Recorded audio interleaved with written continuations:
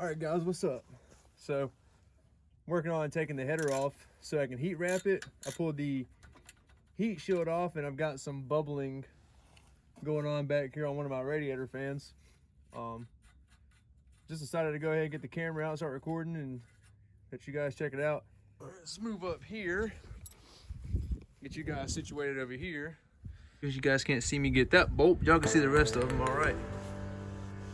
So, this is an 8mm. These are a 10mm, I believe. And then 12 or 14, I can't really remember. I took it off yesterday. But you'll want to get this right here moved eventually when you get to that bottom bolt in the header. 10mm heater, baby.